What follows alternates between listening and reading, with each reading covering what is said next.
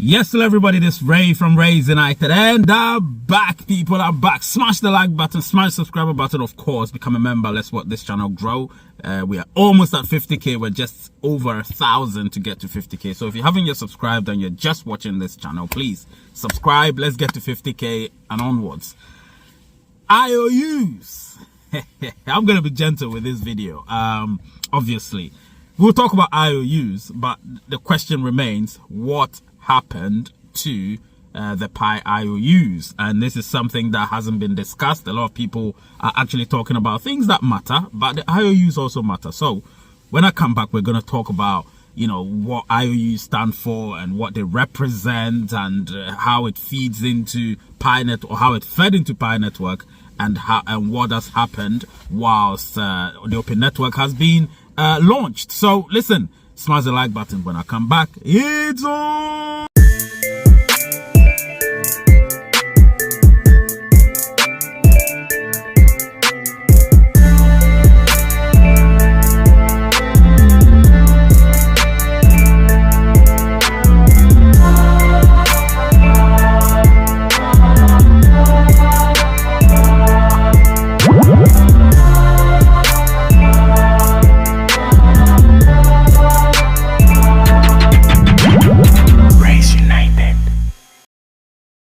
Alright, I'm back. This is Ray from Ray's United. Smash that like button, smash the subscriber button, become a member. Let's watch this channel grow. Let's get to 50k in no time. We are almost there. We're just over 1,000. That's when I'm doing this video. In order to get there, let's do it. Smash it, subscribe, because that's the only way you're going to get the notifications. And when you get it, please click on it and let's do this. YouTube is working hard to promote my channel, so let's help promote it by sharing the content and obviously smashing the like button. So please do that. I just want to specify, I want to emphasize on that. It's very important, you know, just as I'm doing this video as well.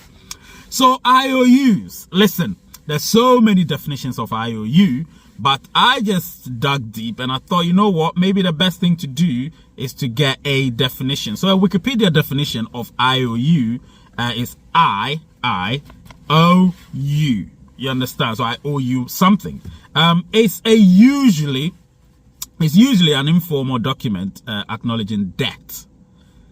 An IOU differs from a promissory note in that an IOU is not a negotiable instrument and does not specify repayment terms such as the time of repayment. IOUs usually specify the debtor or the debtor, the amount owed, and sometimes the creditor. IOUs may be signed or carry distinguishing marks or designs to ensure authenticity. In some cases, IOUs may be redeemable for a specific product or service rather than a quantity of currency, constituting a form of script. And also on CoinMarketCap, they say, in simple terms, an IOU is any document that explicitly outlines and acknowledges that there is an amount of debt owed between two parties. And so that leads me, what is an IOU in crypto? Now I'm reading this off Prime XBT, so let me acknowledge Prime XBT, and so I can give them I can read from their website. Now this is what it says: an IOU crypto token performs a similar function to a traditional IOU document, denoting a debt relationship between two parties. For example, if you lend Bitcoin to a friend, they can create an IOU token which will be stored in your personal wallet as proof of the transaction. You see, so the Pi IOUs in particular, one thing that obviously, if you don't understand, what happened was there was a speculative dynamic price of Pi pre-Open Network. So right from 31st of December 2022 till just before the 20th of February 2025 main Open Network launch, there was a movement of the Pi price. So it peaked at obviously around between $200 and $300 right from the beginning, which was around December 2022. And then obviously it troughed at the lowest it went was about $1 per Pi IOU. Now, a lot of people obviously I remember back in the day, we were all predicting the price of Pi, the starting price of Pi, and so on. And we had people even predicting a certain huge number, 314159, and so on and so forth. Everybody had the right to predict what they wanted to predict at the time. We all knew that it will get to a point when once the open network is launched, there will be the starting price, and obviously from then on we will know what happened. So as and when I'm doing this video, the price is what it is. I'm not going to talk about that, but what we're talking about here right now is the Pi IOU and what's happened to it, and the significance of it pre-open network. So, you know, I looked at this whole thing, and if you quite remember, there was a time when people were asking me to talk about Pi IOU, and I thought, you know what, I would mostly talk about it in passing because it wasn't a necessity for me to talk about. But now that the dust is settling, people are beginning to understand what is happening with Pi as a token, as a coin. Yes, the time has come for me to talk about it and potentially what may have happened to it from back in the day. But before that, let's talk about something. So, back in the day, millions of pioneers around the world continue to accumulate Pi coins in terms of Pi IOU, which wasn't a real Pi coin. It wasn't a real one. It was a speculative sort of thing that certain exchanges, and I think exchanges such as CoinW, HTX, and Bitmart were the ones that were engaging in the whole Pi IOU transactions. Do you get what I'm saying? So CoinMarketCap would keep records of it and so on and so forth, you know. So it was an interesting thing to look at the time. Now, the one thing I realized as well is that back in those days, the price would fluctuate between $30 and $50. It would be fluctuating between $30 and $50. So it led people to believe that, well, Pi price may be starting around between $30 to $50. But I remember having a conversation with you guys, and I said it may start between 7 and 17, which never happened. It started at about $3 something and then dropped to under $1 and went up to just under $3 and kept dropping slowly. So right now as we speak, it's about 60 cents or 50 something cents. I haven't checked it. The last I checked, it was just under 60 cents. So that is that one. Now, what happened or what's going to happen to those with the IOU? Let me explain it. So in simple terms, without using any technical jargon, these IOUs will be representative at the time when you bought it. So say you bought it when it was 300 and something USD or 200 and something USD or 50 USD or 10 USD. However much you bought it for at that particular moment is what you were going to receive when Pi launched. So if it launched higher, you could receive higher. If it launched lower, you could receive lower. Now imagine you bought it at $10 and it launched at $3. It means you're getting 70% less than what you thought it was going to be.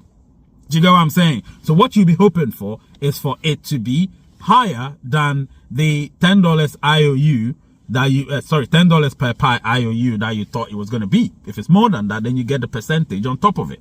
So it's a win-lose situation. It is not a lose-lose. It's not a win-win. It's a win-lose situation. And so the exchanges had to pay out in Pi how much you may have received or how much the equivalent is. So imagine the people who bought it at $100, for instance, and it listed at $3. It means they'll be losing 97%. That's why IOUs are very tricky. They're quite dangerous to do. Do you understand? So especially the Pi IOU as it were, because it hadn't listed, so nobody knew. It's just like when you're trading.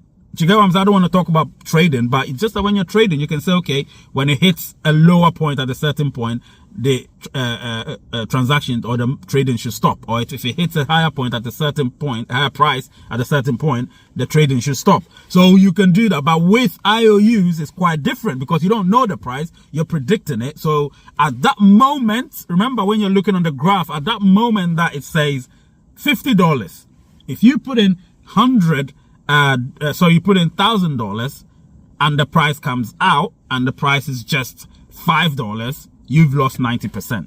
So you are not going to get the amount. You're going to lose 90% of your investment. That's what IOUs are. So what happened to it? Well, I don't know what happened to the IOUs, but you need to tell me, did you buy some of the IOUs, the Pi IOUs on Bitmart, on CoinW, on HTX? Did you do that? If you did that, put it in the comment section. If you didn't and you know someone that did that, put it in the comment section, because it's important that we know what happened to the Pi IOUs. But I know one person, and that person said they received much less Pi because they lost their investment, because obviously they bought it when the price was high. The IOUs is what I'm talking about. They bought it when it was high. So when it listed at $3 something, so they lost. Do you get what I'm saying? They lost. You get me? So imagine somebody buying it at 300 and something or 200 and something dollars. They would have lost a lot, 90 something percent, almost 100%, almost. Do you get what I'm saying? So this is it with the Pi IOUs. Right now, nah, they're useless, because the real Pi is here. It's circulating. It's on exchanges, and people are actually trading Pi. So if you want to do it, go do it. And listen, if you want Pi to list on Binance, go there and you know, just campaign about it. Because now, let me tell you one thing before I go. Now, a lot of you are saying utilities. I love the utilities. I want them to be here. Do you understand? I want the utilities to be here. But without a proper price of Pi, I'm not going to spend a lot of Pi on something that I can buy cheap. Do you understand? Because the price at which people are going to sell stuff on exchange, on the utility platforms, will be based on the price of Pi. So if you say we don't need Binance, we don't need Coinbase, you're lying to yourself. We do need them. Do you understand what I'm saying? We do need these exchanges just as much as they need us. You know, it's a correlation. It's not like one needs one more than the other. No, we need one another. Do you understand? So we need Pi to be listed on Coinbase and Binance, and in so doing, the utilities which are being created will be much stronger. They'll be in a stronger position, because you can use less Pi to buy more things. Because you don't want to spend 200 Pi on something that you can spend less fiat on the utility platforms. You know what I mean? So they all have to be correlated, rather than people choosing one over the other. Do you know what I mean? So I choose both. I choose utility, and I choose Binance and Coinbase and all the exchanges. We have to work together. All right? Name is Ray, channel is Race United. Word is peace, and I love you all. Take care of yourselves. Race United.